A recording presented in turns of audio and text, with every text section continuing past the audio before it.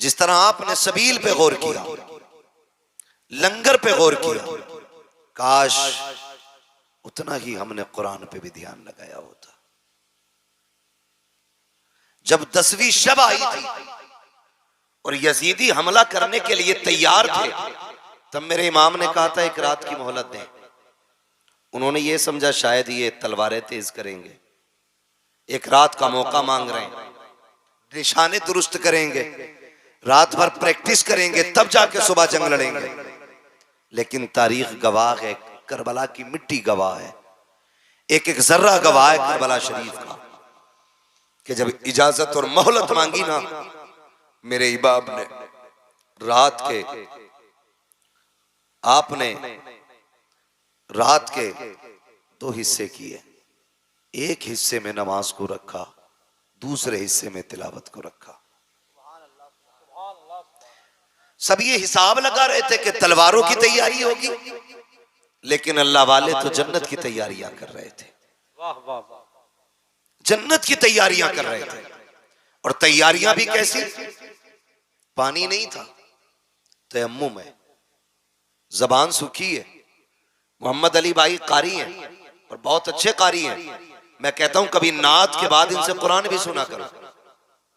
कई इनामी मुकाबले जीते इन्होंने कुरान में, बहुत उम्दा कारी भी है मोहम्मद अली भाई। कभी इनसे सुने कुरान आप। लेकिन हमने सिर्फ नात सुनी है तो सिर्फ नात सुनते, अगर कुरान एक बार सुन लिया इंशाअल्लाह फिर कुरान सुनने के आदी हो जाएंगे। मेरा कहने का मतलब यह, अगर आज का कोई अच्छी आवाज वाला कारी किसी महफिल में बैठ के कुरान पढ़ दे तो हवाएं थम थम के कुरान सुने, परिंदे उड़ना छोड़ करके कुरान सुनने लग जाएं। सोच तो सही, जब करबला में नबी का बेटा कुरान पढ़ता होगा तब उस लहजे की खुशबू कैसी होगी, क्या रंग आता होगा उस जमीन पर। मुअर्रिखीन ने लिखा है कि एक एक खेमे में कुरान पढ़ा जा रहा था। आज एक एक घर से कुरान उड़ गया है, बुरा मत मानिएगा, एक एक घर से कुरान उड़ गया है। अगर घर के अंदर 4 बंदे हैं तो 6 मोबाइल तो हैं, 3 नहीं है। 4 के पास 6 मोबाइल है, 3 नहीं है, लेकिन कुरान एक ही है, एक ही है। उसमें भी पढ़ने का नंबर नहीं आ रहा है। 2-2 महीने हो गए कोई कुरान खोलने वाला ही नहीं, कोई कुरान पढ़ने वाला ही नहीं। मेरे इमाम अपने खेमे के अंदर, हर खेमे में कुरान की तिलावत हो रही है। हुसैन की शहजादी सैयदा सकीना आई, कहने लगी बाबा क्या मैं कुरान नहीं पढ़ूंगी? मेरे इमाम ने कहा बेटी आओ तुम्हें हम कुरान पढ़ाते। मैं उस बच्ची की बात कर रहा हूं जिसकी उम्र में भी इख्तिलाफ है। बाज ने 4.25 साल लिखा है, बाज ने 7 साल उम्र लिखी है। अगर 7 साल भी मान लो तो ये वो छोटी बच्ची थी जो काफिले में सबसे छोटी थी, लेकिन इसको भी शौक हुआ कुरान पढ़ने का, इसको भी शौक हुआ कुरान पढ़ने का। उन्होंने कुरान की पाबंदी की, फजर तक कुरान पढ़ा, फजर की नमाज अदा हुई। फजर की नमाज के बाद फिर जब अमर इब्ने साद की जानिब से जंग का आगाज हुआ, यके बाद दीगरे जाने जाती रही। जब जानों की कुर्बानियां होती रही, याद रखिएगा हुसैन के साथ में मुस्तफा के 9 सहाबा भी आए थे। कितने सहाबा बोले? कितने? 9 सहाबा। कितने? जोर से कितने? 9 सहाबा भी मुस्तफा के थे। लेकिन उनकी मोहब्बतों को सलाम सहाबा इकराम ने उस वक्त तक खानदाने नबुव्वत के किसी फर्द को जाने नहीं दिया जब तक अपनी जानों की कुर्बानियां पेश नहीं कर दी। जब जानिसार जाने लुटा चुके फिर अहले बैत थार की बारी आई, फिर अहले बैत थार की बारी आई। उनमें भी आप देखें कई बार आएंगी जमातें, टीमें आएंगी, कहने लगी हजरत अली को उनसे इख्तलाफ, हजरत उमर को उनसे इख्तलाफ, अबू बकर सिद्दीक को वो नहीं मानते, उमर को वो नहीं मानते। आप खुद फैसला करें। मेरे इल्म के मुताबिक मैदान करबला में हजरत अली के 6 बेटे मौजूद थे। कितने? 6। जोर से कितने? और बोले कितने? 6 बेटे हजरत अली के मौजूद थे। जो बताना चाहता हूं वो ये बात है कि उनमें एक बेटे का नाम अबू बकर इब्ने अली है, दूसरे बेटे का नाम उमर इब्ने अली है, तीसरे बेटे का नाम उस्मान इब्ने अली है। अब मुझे एक बात बताओ, अगर मुझे आपसे नफरत है तो मैं आपके बेटे के नाम पे अपने बेटे का नाम रखूंगा? आप रखोगे? नफरत अगर होती है तो नाम नहीं रखे जाते। ये नफरत की तो वजह है जो किसी का नाम यजीद है तुम्हारे गांव में कोई यजीद? बोले है? सुना कहीं? नहीं है ना? क्यों? क्योंकि नफरत ही इतनी है लोगों को यजीद से। कोई अपने कुत्ते का नाम भी यजीद रखना नहीं चाहता। और हर घर में झांक के देखो, हर घर में एक हुसैन जरूर मिलेगा। वाह वाह वाह वाह। हर घर के अंदर एक हुसैन मिलेगा, एक एक घर में कई कई हुसैन मिलेंगे। वजह क्या है? वजह यह है कि उनकी मोहब्बत का चिराग दिल में जल रहा है। सुभान अल्लाह। दिल में जल रहा है। इनके दरमियान मोहब्बत थी, तभी तो नाम रखे गए, तभी तो नाम रखे गए। और मैं तो चैलेंज करता हूं राफसियों की उन नाजायज औलादों को कि जो कहते हैं ये आपस में मुख्तलिफ थे, अलग थे। तारीख का ये बाब उठा करके देखो, जब अली के निकाह की बारी आई है तो रिश्ते का मशवरा देने वाला उमर है, और जिसने निकाह में जगह दिया है उस जात को सिद्दीक अकबर कहा जाता है। जिसने निकाह का खर्चा उठाया उस जात को उस्मान गनी कहा जाता है। नारे तकबीर, नारे रिसालत, अज़मत अहले बैत, अज़मत सहाबा। वाह वाह वाह, क्या बात। इनमें तो इतना प्यार था, इनमें इतना प्यार है। और ये जिसकी ना असल का पता ना नस्ल का पता, ये झगड़े बता रहा है। शर्म आनी चाहिए, गैरत आनी चाहिए। मैं इसीलिए कहता हूं शुक्र है मेरे रब का, शुक्र है मेरे रब का कि रब ने हमें बरेलवी बनाया है। बोले सुभान अल्लाह। सारे बरेलवियों से मेरी गुजारिश है, शुक्र है रब का कि रब ने हमें बरेलवी बनाया है। और मैंने पहले ही कही कि बरेलवियों का दामन न अहले बैत की तौहीन से दागदार है, न हुजूर के सहाबा की तौहीन से दागदार है।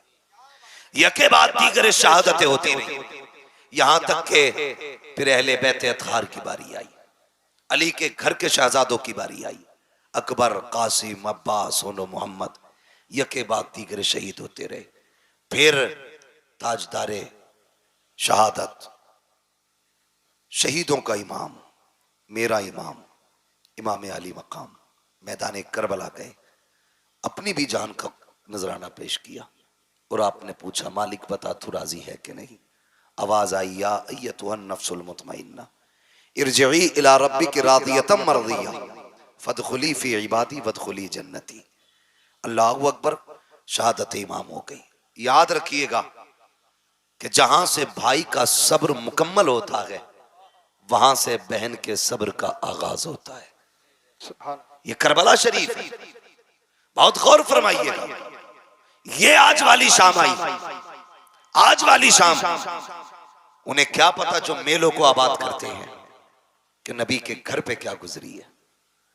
वो क्या जाने जो आज के दिन को भी तमाशे का दिन बनाए हुए हैं। उन्हें क्या पता। जानते हो जब शाम आई, शहादतें हो गई, फिर अहले बैत अतहार के खेमे लूटे गए। जब खेमे लूटे गए, जो बचे कुचे खेमे थे आग लगाई गई। लेकिन तारीख गवाह है, खुदा की कसम खेमे जल रहे थे लेकिन सैयदा ज़ैनब के सर की चादर नहीं उतरी थी। चादर सैयदा ज़ैनब के सर की नहीं उतरी थी। यहां तक मुअर्रिखीन ने लिखा है आधा खेमा जल चुका है, आधे का कपड़ा पड़ा है। उधर हजरत ज़ैनब ने अपने वजूद को उस कपड़े के आड़ में छुपा रखा है कि घर जले तो जल जाए लेकिन अहले बैत के घर की चादर सर से नहीं सरकनी चाहिए। जरा ये चीजें ज़हन में रखें। फिर क्या किया गया? उन यजीदियों ने कौन सा सितम न किया। बड़े सितम किए गए, लूटा गया खेमों को। मेरा हुसैन मोहताज नहीं था, गरीब नहीं था। जब करबला शरीफ गए थे तो 42 ऊंटों पे तो करबला वालों का सामान गया था। 42 ऊंटों पे रखा गया सामान था, वो सारे खेमे लूट करके सामान लूटा गया। जानते हो, जब शाम हुई फिर सारी लाशों को मैदान में डाल करके उन पर घोड़े दौड़ाए गए। यही शाम गरीबा, जब लाशों पर घोड़े दौड़े, कोई माई का लाल बता नहीं सकता सैयदा ज़ैनब ने पर्दा छोड़ करके लाशों की तरफ दौड़ लगाई हो। कोई नहीं बता सकता उम्मे रुबाब ने पर्दा छोड़ा हो, कोई नहीं बता सकता शहरबानों ने शरीयत की हदें तोड़ी हो। आज मुहर्रम के नाम पे गुंडागर्दी, मुहर्रम के नाम पे अय्याशियां बदमाशियां, मर के पता चलेगा हुसैनी कौन था, यजीदी कौन था। किरदार बदलो अपने। ओ भाई, लाशों पे घोड़े दौड़ते रहे, अहले बैत ने पर्दा नहीं छोड़ा, नबी के घर की बेटियों ने पर्दा नहीं छोड़ा, लाशों की हड्डियां तोड़ी गई, हद हो गई। फिर बात वो आ गई कि जब लाशें वीरान कर दी गई, फिर सैयदा ज़ैनब ने रज़ी अल्लाह ताला अन्हा सारी लाशें इकट्ठा की, एक जगह रखी ला करके, एक जगह। कितना मुश्किल काम था। और फिर उसके बाद उन लाशों पे पहरा देना, ये सबसे मुश्किल काम था। पहरा देने के लिए अली की बेटी बैठी, और जब पहरे की बारी आई, बैठी है, लाशें कुछ बिखरी हैं, कुछ इकट्ठा है। आप बैठी हैं, सर पे चादर तथीर है, हाथ में आज तलवार नहीं है, गाजी अब्बास का टूटा हुआ खंजर का टुकड़ा था, और लेकर के वहां बैठी जहां लाशें थी, और इस नीयत से बैठी कि अब तक हद हो गई, अब देखते हैं कौन है जो अहले बैत की लाशों के साथ खिलवाड़ करे।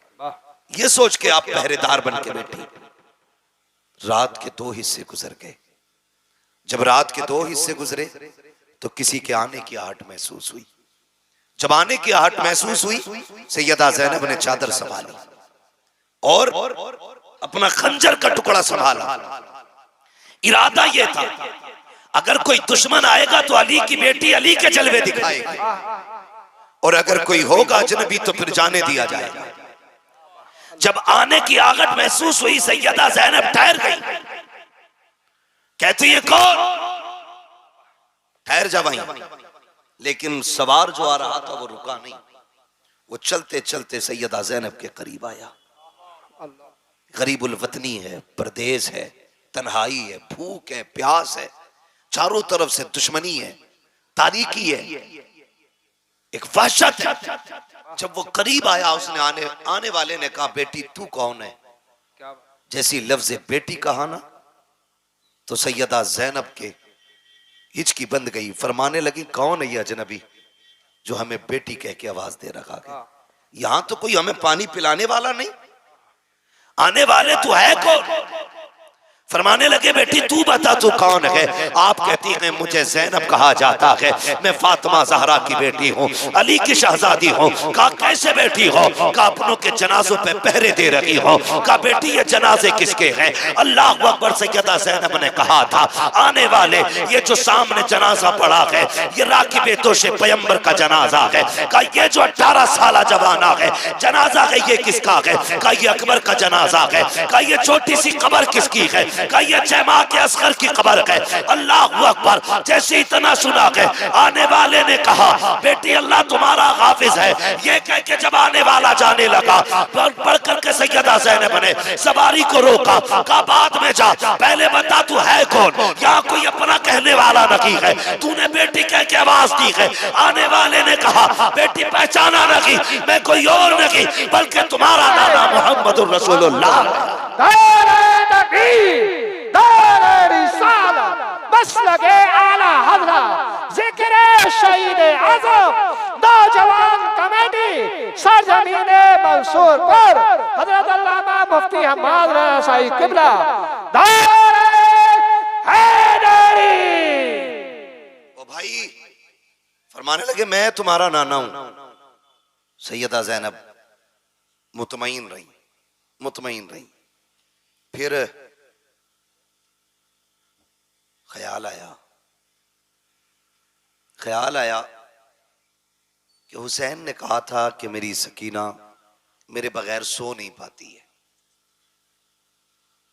देखूं तो सही सकीना का हाल क्या है। फिर ख्याल आया अगर मैं यहां से उठ के चली गई तो पता नहीं जनाजों का क्या करें ये लोग। इसी शशोपंज में रात के 3 हिस्से गुजर गए। फिर एक साया नजर आया, आप फिर संभल के बैठी, और वो साया किसी मर्द का नहीं, एक औरत का साया था। करीब आई, उसने आकर के पानी का प्याला पेश किया, सैयदा पानी पी लीजिए। आपने फरमाया हमें इस पानी से नफरत हो गई है, ले जाओ, हमें नहीं पीना है पानी। खातून ने कहा मुझे हुर की बीवी कहा जाता है, मेरे शोहर ने गर्दन कटा करके अपनी गुलामी का हक अदा कर दिया, मेहरबानी करें मुझसे पानी कबूल कर लें। जब इतनी बात कही, सैयदा ज़ैनब ने कहा सुनो, जिनके 18 साल के शहजादे प्यासे चले गए हो उन्हें पानी कैसे अच्छा लगेगा, जाओ ले जाओ ये पानी। लेकिन वो खातून जानती थी सैयद को अगर खातून जन्नत का वास्ता दो तो वो कभी टाला नहीं करते। उन्होंने कहा आपको आपकी अम्मी का वास्ता ये पानी कबूल फरमा ले। आपने पानी लिया, उठी, ख्याल आया मेरी सकीना सबसे ज्यादा प्यासी है, सकीना सबसे ज्यादा प्यासी है, ये सोच करके आप खेमे में आई। जब खेमे में आके देखा तो हजरत सकीना नहीं थी। आवाज दी सकीना सकीना, पता नहीं चला। फिर खेमे से बाहर निकली, ख्याल आया कहीं यजीदियों ने बच्ची को उठा तो नहीं लिया, कहीं सितम करके कत्ल तो नहीं कर दिया। ये यजीदी है, इनसे कुछ भी उम्मीद की जा सकती है सिवाय भलाई की उम्मीद के। ये सोच करके बेकरार होके पलटी, बाहर आवाज दी सकीना, तो जहां मक्तल में लाशें पड़े थे वहां से हल्की सी आवाज आई, पुपी यहां आओ, मैं यहां हूं। अल्लाह अकबर, कहीं जाके देखा तो जहां मेरे हुसैन का लाशा था वहां सैयदा सकीना ने पैरों पे सर रख के लेटी हुई है, पैरों पे सर रख के। बाप बेटी का रिश्ता अलग होता, आप भी परदेश जाते हो, खुदा की कसम बेटियां अगर छोटी होती हैं उस वक्त तक नहीं सोती हैं जब तक बाप के सीने पे सर रखने जगह ना मिल जाए। ये हुसैन की सकीना फरमाती कि मैं गई बाबा के पैरों पे सर, मैंने हाथ पकड़ा, बेटी यहां कैसे आ गई? का पूपी रात को नींद नहीं आ रही थी। मैंने कहा अब्बा तेरी बेटी को नींद नहीं आ रही है, आके सुला दीजिए। कहा मैंने इतना कहा था, इतने में मक्तल से आवाज आई, बेटी यहाँ आ मैं तुझे सुला दूं। कहती बेटी लाशों पे घोड़े दौड़ चुके हैं, किसी लाश की पहचान नहीं हो रही है, तुझे कैसे पता चला कि ये तेरे बाप का लाशा है? हजरत सकीना ने कहा था मैं इसी ढेर पे आई, इसी जगह पे आई, मैंने आके सारी लाशों को देखा, सब एक जैसी लाशें नजर आई। मैंने कहा अब्बा कहाँ हो? कहा फूफी इसी लाश के बाजू उठे थे, इसी ने हाथ उठा के कहा था आ बेटी मेरी सीने से लग जा। कहा बेटी फिर पैर से क्यों लेटी? कहा मेरे बाप के सीने पे इतने जख्म थे कि सर रखते हुए दुख हो रहा था, अगर मैं सीने पे सर रख देती मेरे बाप को तकलीफ हो जाती।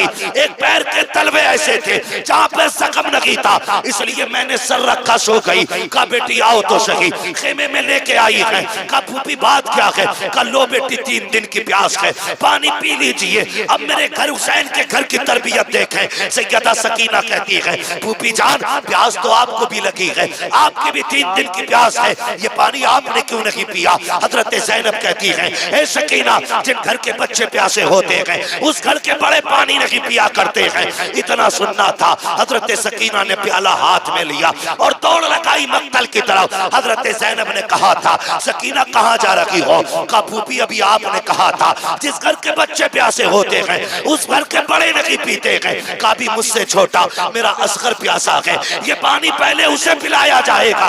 ये कह के दौड़ लगाई, ठोकर लगी, पानी गिर जाता है, आवाज आती है सलामुन अला सब्र सकीना, सलामुन अला सब्र अहले बैत मोहम्मद। नबी के घर वालों तुम्हारे सब्र को सलाम हो, हुसैन की सकीना तेरी जुर्रत और हिम्मत को सलाम।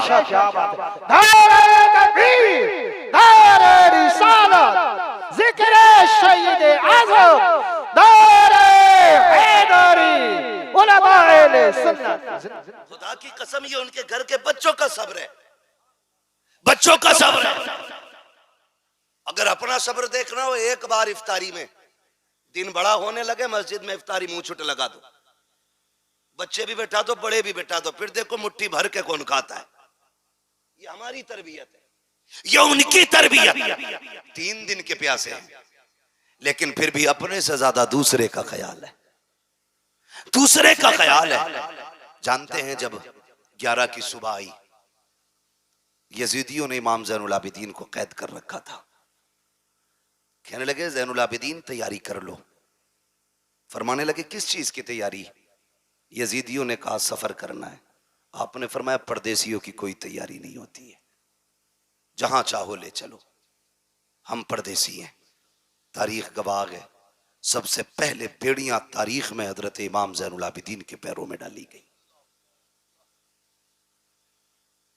गले में तोक, पैरों में बेड़ियां। और जब तोक डाल करके चलाया गया तो इतना वजनी तोक था कि उसके वजन से आप इतने झुक के चल रहे थे जैसे नमाजी रुकू में रहता है। ये कंडीशन थी। लेकिन नबी के घर वालों, तुम्हारी हिम्मत को सलाम। और पीछे से चंद कुत्तों की ड्यूटी थी कोड़े बरसाने की, कोड़े बरसाने की। जब आप कैदी बन के चले और एक चौक से काफिला गुजरने लगा तो किसी ने देखा यार ये तो बेकसूर लग रहे हैं, इनके चेहरे का नूर बता रहा है ये बेकसूर कैदी है। उसने आगे बढ़ के कहा बेकसूर कैदी मेरे हक में दुआ कर दे। जानते इमाम ज़ैनुल आबिदीन ने हाथ उठाए और फरमाया खुदा तुझे किसी मुसलमान का कैदी ना बनाए। जब इतनी बात कही वो तड़प गए, जनाब ये क्या बात कह रहे हैं आप? फरमाने लगे ये बहुत अच्छी दुआ है।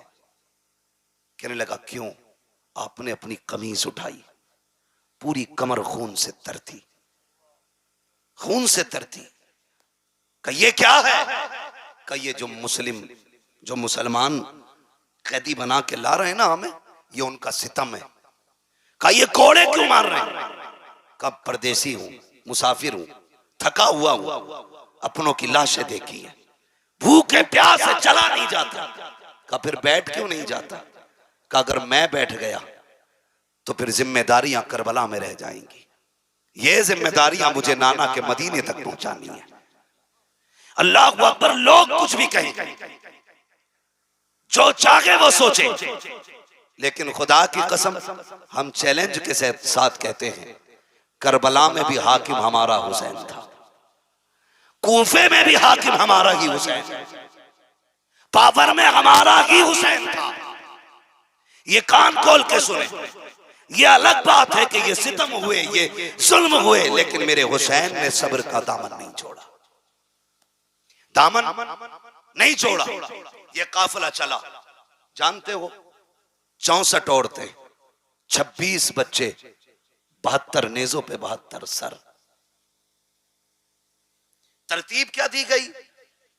तरतीब यह दी गई कि सबसे आगे शहीदों के सर थे, उनके पीछे इमाम ज़ैनुल आबिदीन थे, उनके पीछे सैयदा ज़ैनब थी, बाकी फिर खवातीन जो कैदी बनाई गई थी, और सबसे पीछे हजरत सकीना की सवारी थी। इस तरतीब से काफिले को ले जाया जाता है।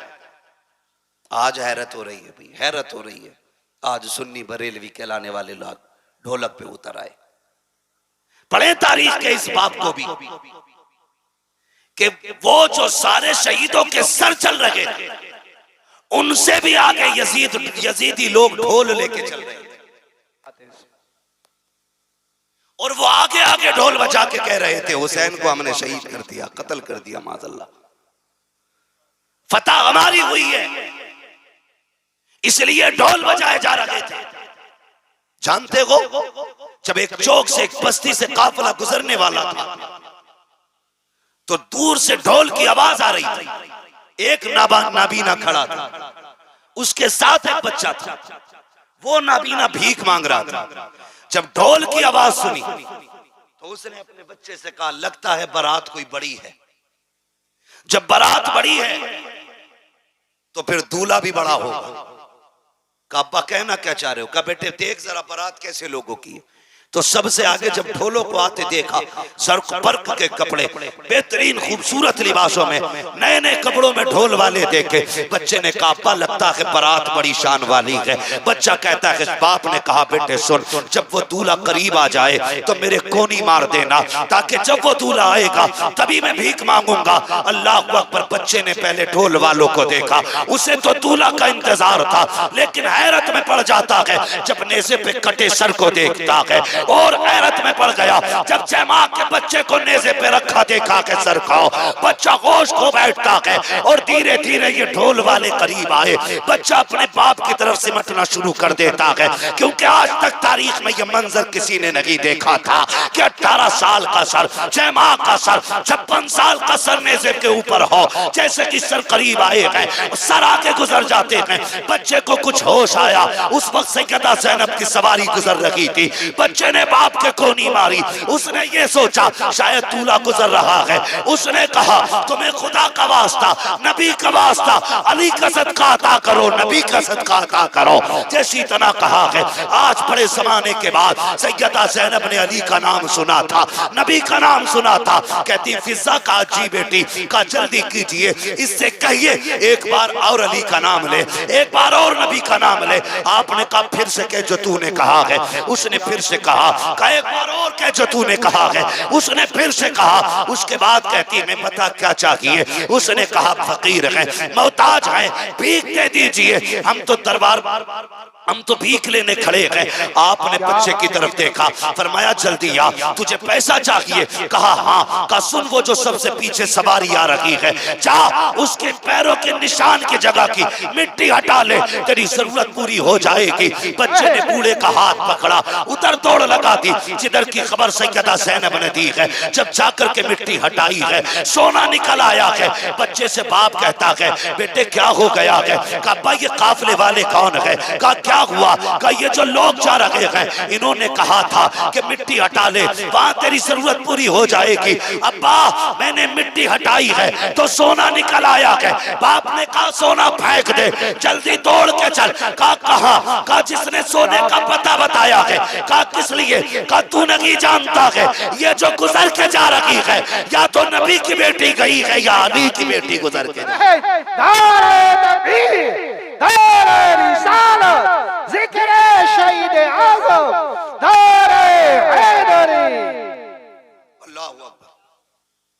फरमाने लगी, उस बूढ़े ने कहा सुन, या तो ये नबी की बेटी गुजर के गई है या अली की बेटी गुजर के गई है। खुदा की कसम इन्हें मजबूर कहते, इन्हें कमजोर समझते। गलती ना करना, बातें बहुत सारी है मगर तवज्जो करें, इस बात को आखिरी बात समझ के सुन लें। तवज्जो है, जरा कह दें या हुसैन। जितने लोग सुन रहे हैं सारे बस वही बोलें वाह हुसैन, और जोर से बोलें वाह हुसैन। हाँ सुने बहुत गौर से, हम हाय हुसैन वाले नहीं, हम वाह हुसैन वाले लोग हैं। तवज्जो करें। ये काफिला चला, काफिला चलते चलते एक जंगल से गुजर रहा था। जंगल से जब काफिला गुजरने लगा तो एक खातून अपनी गोद में दुपट्टे में गठरी में कुछ छुपाए खड़ी थी। ये यजीदी फौजी, दौलत के कुत्ते, ये आगे आगे चले गए। उस खातून ने पूरे काफिले को रोका, कहा ठहरो। कहा क्या बात है? कहा तुम्हारे अंदर कोई तबीब है? कहा क्यों? कहा मेरा बेटा बीमार है, एक ही बेटा है, 7 बेटियां हैं, मुझे डर है कहीं वो मर ना जाए। कहा अगर तुम में कोई तबीब हो तो मेरे बेटे को देख ले। तो शिमर को, इन लाइनों को मजाक सूझी। इन्होंने मजाक के तौर पे इमाम ज़ैनुल आबिदीन की तरफ मुंह किया और बूढ़ी से कहने लगे हम तो तबीब नहीं है, लेकिन इससे पूछ ले ये जो कैदी है शायद ये तबीब है।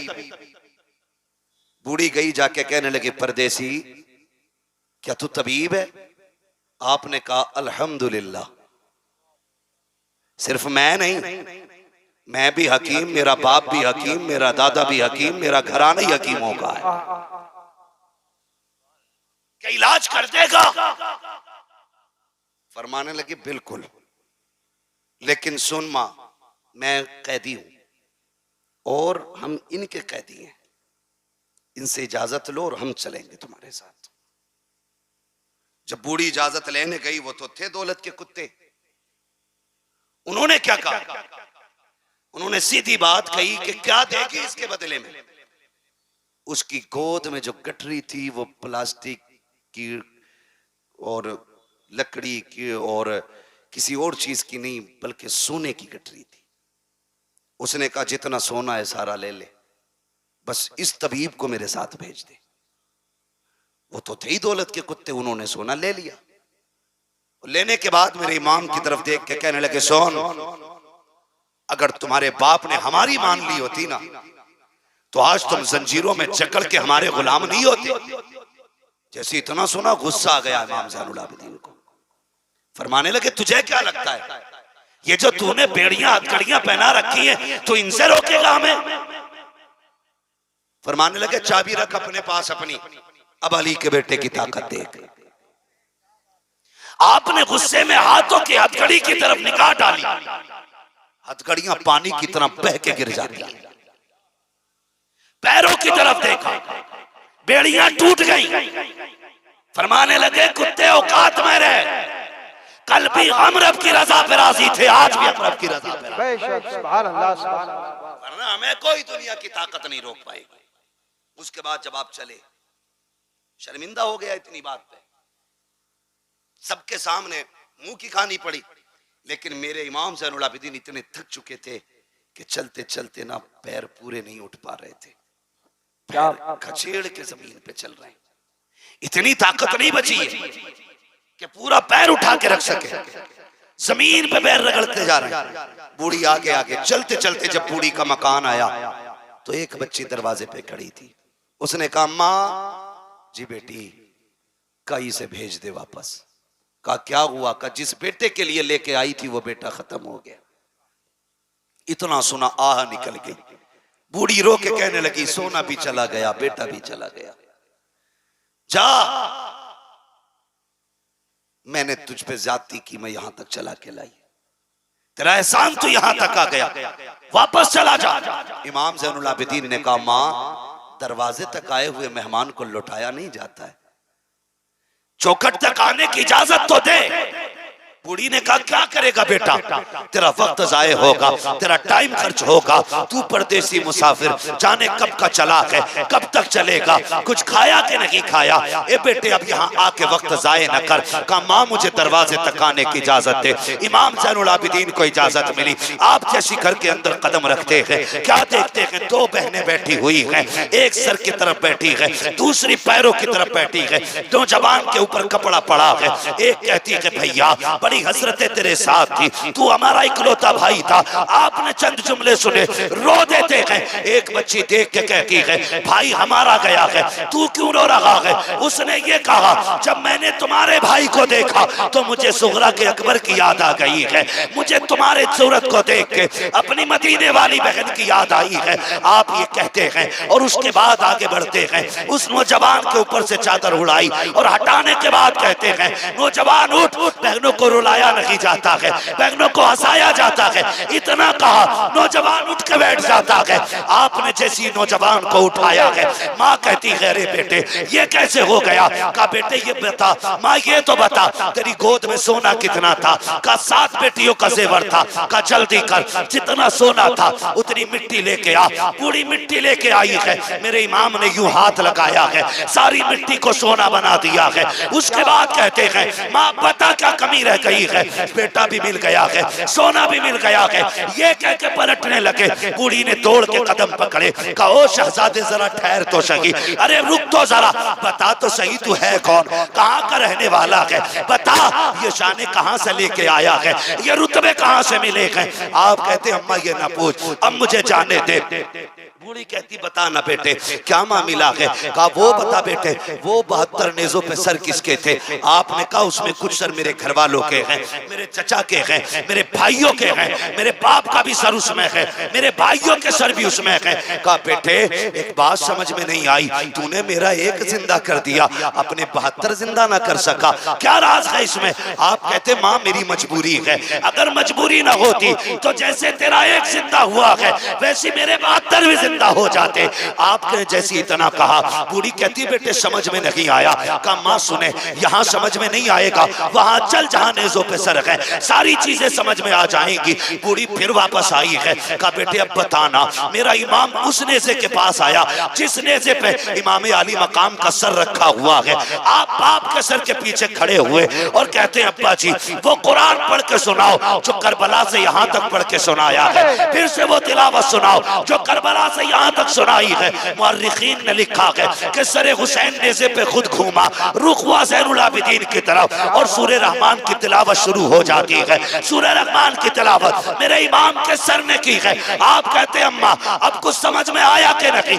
माँ कहती मैं नहीं समझी, मेरा इमाम कहता है ए माँ जिंदा वो किए जाते हैं जो मर जाया करते हैं, जो पहले से जिंदा होते हैं वो जिंदा नहीं किए जाते। बेशक नारे तकबीर, नारे रिसालत, जिक्र शहीद आलम, सरजमीने मंसूरपुर, नौजवान कमेटी, नारे हैदरी। आप फरमाते माँ जिंदा वो किए जाते हैं जो मर जाया करते हैं, जो पहले से जिंदा हूं वो दोबारा जिंदा नहीं किए जाते। माँ ये जो 72 नेज़ों पे 72 सर हैं, ये मुर्दों के नहीं है, ये जिंदों के सर हैं।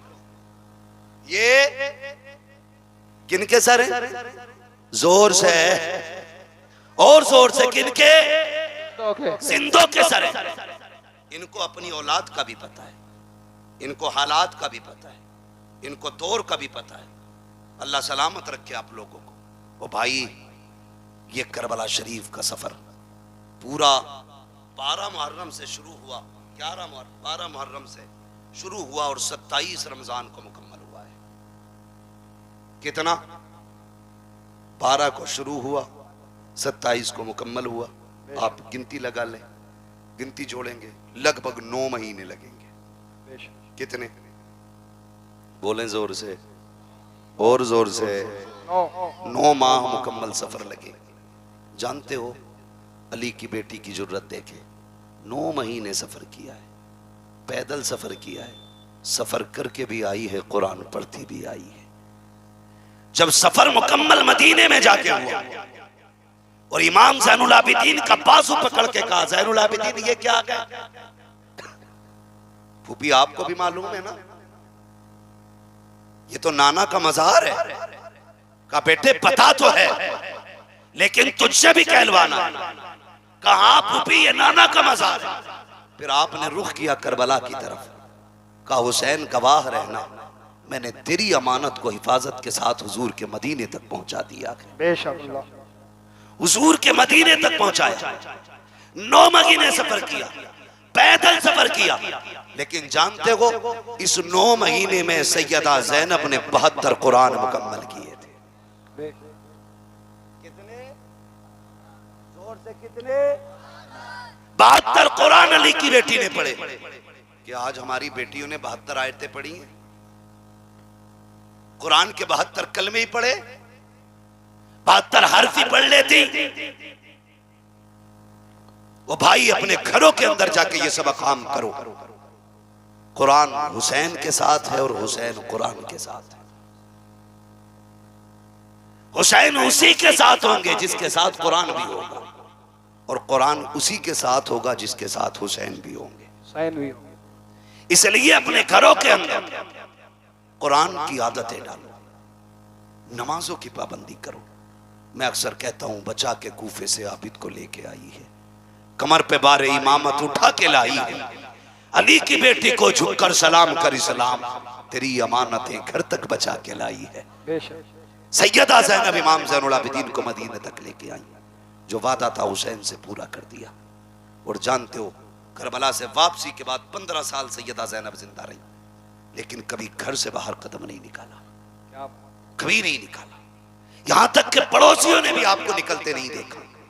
हद तो तब हो गई जब शोहर ने कहा दवा ले ले, डॉक्टर तबीब से मिलने। फरमाने लगी नहीं, मैं ज़हरा की बेटी हूं, मैं पर्दा नहीं तोड़ूंगी। का नाना के दीन में तबीब को औरत को दवा लेने के लिए हाथ पैर दिखाना जायज है? कहा ये तो शरीयत है जो आप कह रहे हैं कि दिखाना जायज है, लेकिन अजीमत यह है कि मर जाए किसी के सामने चेहरा ना खोले। हमने अजीमत हुसैन से करबला में सीखी। कहा कैसे? कहा जब लाशों पे घोड़े दौड़ रहे थे, हमें हुसैन ने मना कर दिया था कि कुछ भी हो जाए मुस्तफा की शरीयत नहीं छोड़नी है। खुदा की कसम 15 साल जिंदा रही, कभी घर से कदम नहीं निकाला, और जमाने को दिखा दिया कि अली की बेटियां पर्दा कैसे करती हैं। आज हम पे भी लाजिम है हम अपने घरों के अंदर पर्दे को आम करें। खुदा की कसम, अगर किसी भाई की कोशिश से बहन पर्दे वाली हो गई, बाप की कोशिश से बेटी पर्दे वाली हो गई, शोहर की कोशिश से बीवी पर्दे वाली हो गई, तो अगर ये जन्नत में जाएगी, अल्लाह बाप को, भाई को, शोहर को, तीनों को भी जन्नत अता फरमाएगा। जरूरी ये है कि हम शरीयत को आम करें, मुस्तफा जाने रहमत के दीन को मजबूती से पकड़ें। पूरा पैगाम करबला शरीफ का आप पढ़ लीजिए। बहुत सारे जुल्म करबला शरीफ में हुए, लेकिन उन्होंने सब्र नहीं छोड़ा, शरीयत नहीं छोड़ी, दीन नहीं छोड़ा। इमाम ज़ैनुल आबिदीन, इमाम ज़ैनुल आबिदीन के हवाले से बेशुमार रिवायतें मौजूद हैं।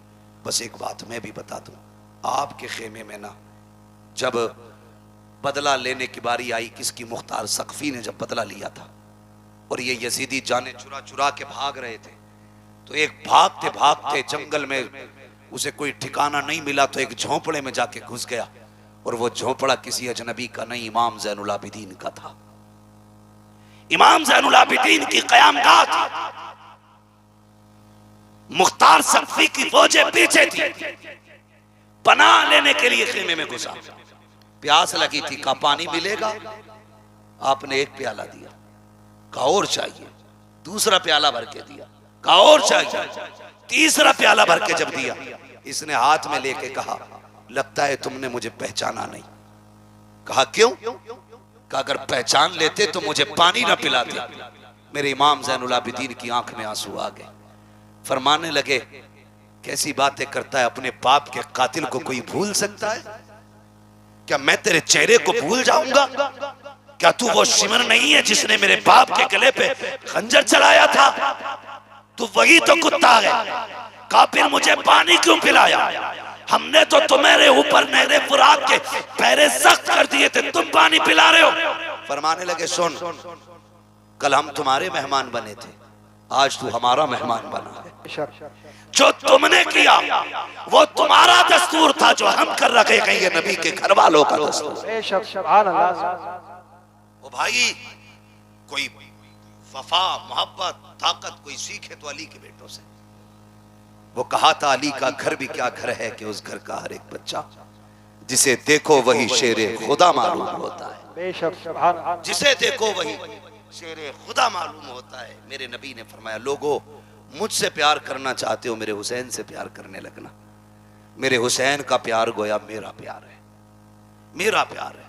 अल्लाह अल्लाह अराकीनी कमेटी की मोहब्बतों को सलामत रखे, आप लोगों के जज्बों को सलामत रखे। इतनी रात तक बैठ के आपने अली के बेटों की बातें सुनी है। जब क़यामत में कोई किसी की सुनने वाला नहीं होगा, इंशाअल्लाह हम गुनाहगारों की सुनने के लिए हुसैन आ जाएंगे, हुसैन आएंगे। वो कहा था ना, आ गए कब्र में भी छुड़वाने, दर्द कितना है उम्मती के लिए। ओ भाई, हम उनसे वफा करें जो ज़माने से वफा करते हैं। अल्लाह ताला हमें करबला वालों की खैरात अता फरमाए, हमें अहले बैत का सदका अता फरमाए। अल्लाह हम सबको ज़हरा के लालों का सदका अता करे, मौला अली के पालों का सदका अता करे, मुस्तफ़ा जान रहमत के नौनिहालों का सदका अता करे। फरमाया गया इन्नल्लाह मअस-साबिरीन, अल्लाह सब्र करने वालों के साथ है। मदद ये नहीं है कि तलवार की धार बढ़ जाए, मार काट में पावर आ जाए, ये मदद ज़रूरी नहीं है। मदद इसको कहते हैं कि खुद कट गए लेकिन आज भी कटने के बावजूद पूरी दुनिया में वही मौजूद हैं जो कट गए थे, और काटने वालों का नामो निशान तक नहीं है। पूरी दुनिया घूम लो, कोई नहीं कहेगा मैं शिमर की औलाद से हूं, मैं खोली की औलाद से हूं, मैं इब्ने ज़ियाद की औलाद से हूं। कोई नहीं कहेगा मैं इब्ने साद की औलाद से हूं। कोई नहीं कह सकता यजीद की औलाद से हूं। दुनिया घूम के आओ, खुदा की कसम। कोई कहेगा मैं इमाम जाफर की औलाद से हूं, कोई कहेगा इमाम बाकिर की औलाद से हूं, कोई कहेगा मूसा काजिम की औलाद से हूं। अली के घर की नस्ल आज भी जमाने में है और खुदा की कसम सुबह क़यामत तक रहेगी, सुबह क़यामत तक रहेगी। और इसी नस्ल के बारे में मेरे इमाम ने कहा था, तेरी नस्ल पाक में है बच्चा बच्चा नूर का, तू है ऐने नूर तेरा सब घराना तेरा। आखिर में सुस्ती क्यों आ रही है? तू है ऐने नूर तेरा। सब घराना। आखिर में भी देखो ड्यूटी और हाजिरी वैसी लगनी चाहिए जैसी शुरू में लगी थी, ताकि फरिश्ते जाके बताएं मौला जैसे शुरू में सुन रहे थे वैसा आखिर तक सुनाए। तेरी नस्ल पाक में है बच्चा बच्चा नूर तू है ऐने नूर तेरा, सब घराना नूर नूर का। बस जो हुए गलत उनको माफ फरमाए रब्बे कायनात। जिंदगी ने दिया साथ, फिर होगी मुलाकात। चमन रहा फूल खिलेंगे, जिंदगी रही फिर मिलेंगे। मुसाफिर हैं हम भी, मुसाफिर हो तुम भी, किसी मोड़ पर फिर मुलाकात होगी। फकीरान आए सदा कर चले, सदा खुश रहो ये दुआ कर चले। सारे लोग कलमा शरीफ पढ़ लीजिए, ला इलाहा इल्लल्लाहु मुहम्मदुर रसूलुल्लाह, अस्तगफिरुल्लाह रब्बी मिन